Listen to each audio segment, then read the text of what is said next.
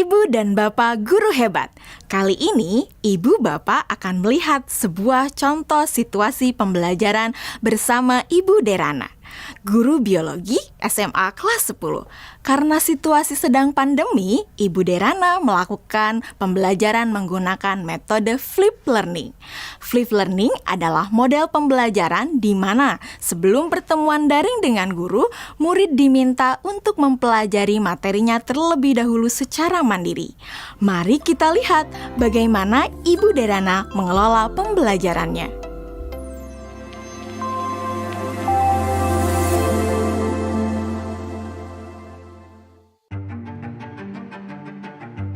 Sebelum mengajar, beberapa hari sebelumnya, Ibu Derana tentu melakukan persiapan terlebih dahulu. Dalam tahap ini, Ibu Derana benar-benar memastikan bahwa ia memahami tujuan pembelajaran yang ia ingin murid-muridnya capai.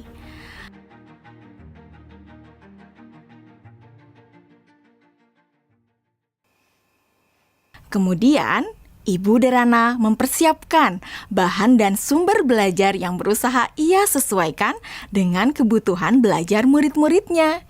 Ia menyiapkan beberapa buku, salinan artikel koran, video-video yang semuanya berkaitan dengan materi yang akan dipelajari murid-muridnya. Semua bahan belajar tersebut ia letakkan di Google Drive dan nantinya akan dapat diakses oleh murid-muridnya melalui Google Classroom. Ibu Derana lalu mengkomunikasikan kepada murid-murid melalui WhatsApp Group untuk mengingatkan mereka mengakses Google Classroom mereka. Tahapan ini dilakukan sebelum Ibu Derana bertemu dengan murid-murid di Google Meet. Beberapa hari setelahnya, sesuai dengan jadwal, Bu Derana melakukan pertemuan secara sinkron dengan murid-murid melalui Google Meet. Selamat pagi anak-anak. Oke, senang sekali ya kita sudah bisa bertemu kembali pada sesi sinkron hari ini. Sebelumnya, Ibu mau terima kasih ya sama kalian karena kalian sudah belajar secara mandiri dari rumah melalui materi yang Ibu masukkan di Google Classroom. Nah, kalian sudah mempelajari semua yang ada di Google Classroom? Sudah. Oke. Jadi anak-anak, pada pertemuan sinkron hari ini, kita akan mempelajari lebih dalam lagi mengenai keanekaragaman hayati. Ibu akan sharing beberapa pelajarannya ke kalian ya.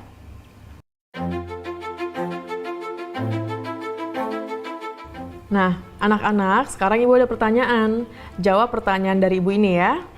Tingkat keanekaragaman hayati mana yang paling penting dilindungi terlebih dahulu? Mengapa demikian? Keanekaragaman hayati karena ada sumber daya alam tersebut sudah dipastikan lebih terjamin, Bu. Kesehatannya juga fungsinya juga sumber daya alam hayati ini juga lebih sering digunakan dibandingkan dengan sumber daya alam non hayati karena lebih terjamin. Seperti itu, Bu, jawaban dari saya. Oke, jawabannya bagus sekali itu ya. Itu lengkap banget jawabannya. Yang lain sudah mendengarkan dan sudah memahami apa jawaban dari Dwi Melati? Sudah, Bu. Oke, sekarang kita lanjut ke pertanyaan selanjutnya ya anak-anak ya.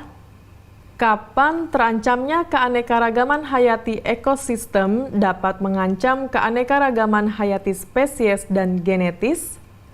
Dan kenapa jawabannya seperti itu? Kalian bisa menjawab pertanyaannya melalui kolom chat ya. Selama sesi sinkron, Ibu Derana memberikan pertanyaan-pertanyaan lainnya yang dapat memperkaya materi dan pemahaman murid akan konsep. Di akhir pembelajaran, Ibu Derana memberikan murid tantangan untuk menganalisis ancaman pada satu lokasi di wilayah Indonesia yang membawa dampak negatif bagi 3 tingkatan keanekaragaman hayati. Berikut rekomendasi penanganannya. Yusuf, silakan. Tugasnya dibuat dalam bentuk apa, Bu? Apakah boleh dalam bentuk infografis? Oke, ada lagi yang mau ditanyakan? Yang lain ada yang mau bertanya? Nadia. Oke, silakan pertanyaannya apa Nadia? Apakah boleh dalam bentuk poster juga, Bu? Kalian boleh memilih bagaimana cara kalian menunjukkan pemahaman kalian. Bisa melalui video, poster, tulisan, dan sebagainya. Ya Bu, izin bertanya. Ya, Lokasinya yang dipilih gimana ya Bu? Apakah ada ketentuan-ketentuan khusus? oke. Ada lagi yang mau bertanya? Ibu simpan dulu pertanyaannya ya. Bu, saya mau tanya, apakah untuk mengerjakan tugas ini kita harus datang ke lokasi tersebut, Bu? Oke, untuk lokasinya tidak perlu datang langsung ke lokasi tujuan ya.